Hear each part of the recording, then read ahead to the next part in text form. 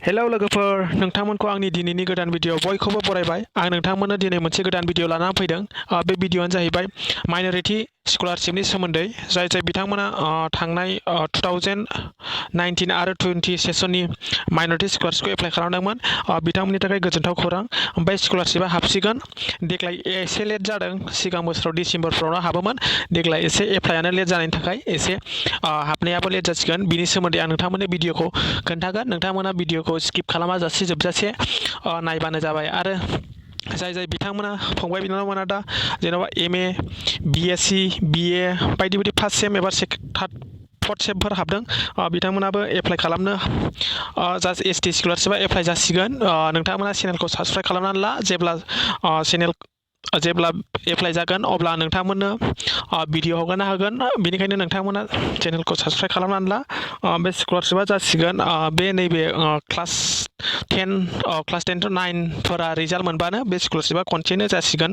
January last उइकनिफ्राय जागोन। नोंथांमोना चेनेलखौ subscribe खालामनानै ला, जाहाथे उनाव नोंथांमोना आं भिडिअ हगारोबा नुनानै एप्लाइ खालामनो हायो।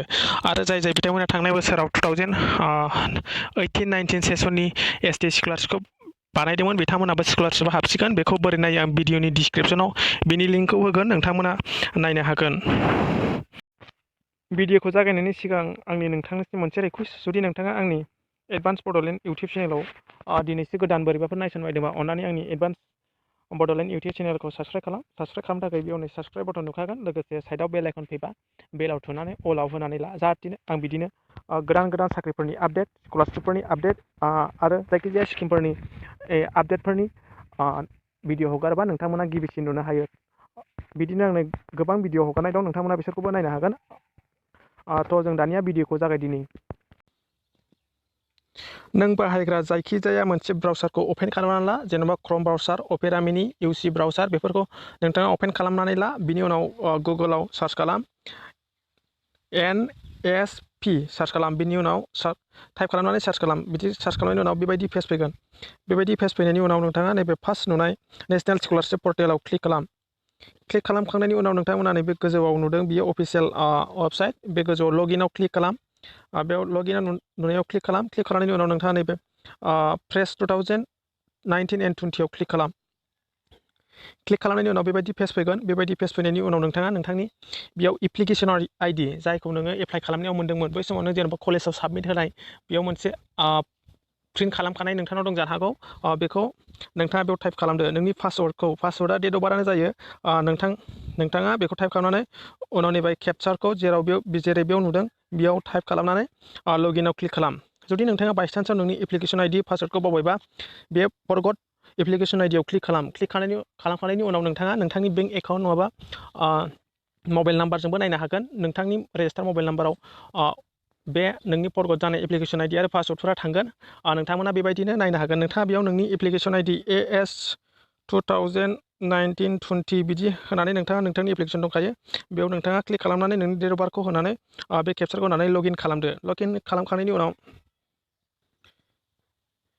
बेबायदि पेज फैगोन। बेबायदि पेज फैनायनि उनाव नोंथाङा नायनो हागोन नोंथांनि बेयाव नोंथांनि नाम, बेयाव एप्लिकेसन ID आरो बबे लेभेलाव भेरिफिकेसन जाखो, नै बेयो स्टेट लेभेलाव भेरिफाइड जाखाबाय।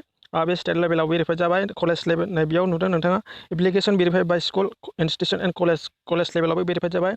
Application verified by state and board office, बेयावबो भेरिफाइड जाबाय। बिथाङा आधार कार्ड होखायाखैमोन, आधार कार्डआ न'। Applicant bank account details validated, बेबो एस जाबाय। स्कलारशिप बे मेरिट जेब्ला सेलेक्ट जागोन अब्ला नोंथाङा बेयाव मेरिटआव एस जागोन। फाइनान्सियेल प्रसेस जेन'बा scholarship amount process from NSP to MFMS, बेयाव एस जागोन नोंथाङा। हाबनोसै बेबायदि जागोन। नोंथाङा बे स्कलारशिपआ जानुवारियावनो हाबगोन। बबे स्कुल इउनिभार्सिटि लेभेलनिफ्राय बेयाव नै माला भेरिफाइ जादों नोंथाङा बेखौ नायनो हागोन। 1 नभेम्बर 2019आव भेरिफाइ जादों आरो स्टेट लेभेलावनो इसोर एप्रुभ खालामदों। मानसिनि नाम आरो नोंनि कलेजनि इउनिभार्सिटिनि नामा बेयाव थागोन। बेनिफ्राय भेरिफाइ जाबाय। नोंथाङा जुदि बबे कलेजनिफ्राय माबायदि हाबदों सिगां बोसोरनिखौ नायनोबा नोंथाङा बेबायदि पेज लगइननि गोजौआव नै नोंथाङा बेबायदि गाहायाव नै scheme with scholarship selection list, बेयाव क्लिक खालाम।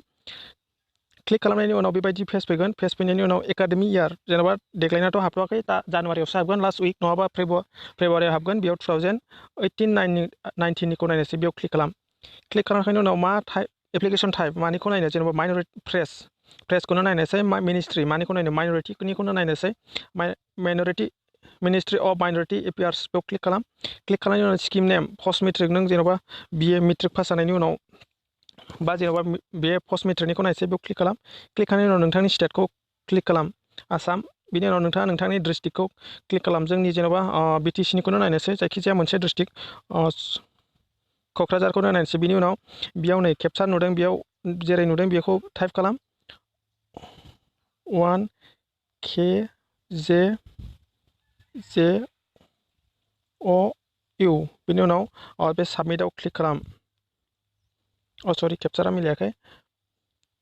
S2 बेयाव जेरै नुदों बिदि केपचारखौ एखे खालामनानै नों साबमिट बटनाव क्लिक खालाम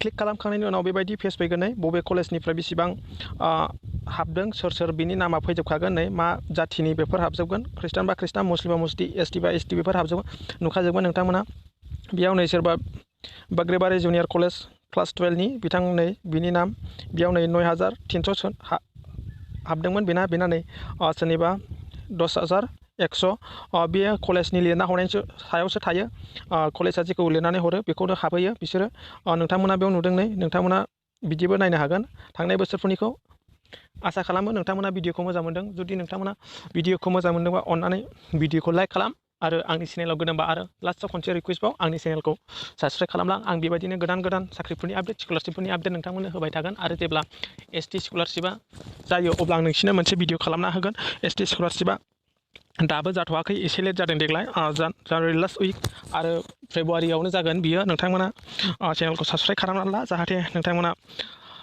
आं भिडिअ हगारबा नुनानै एप्लाइ खालामनो हायो एसेनोसै थेंक इउ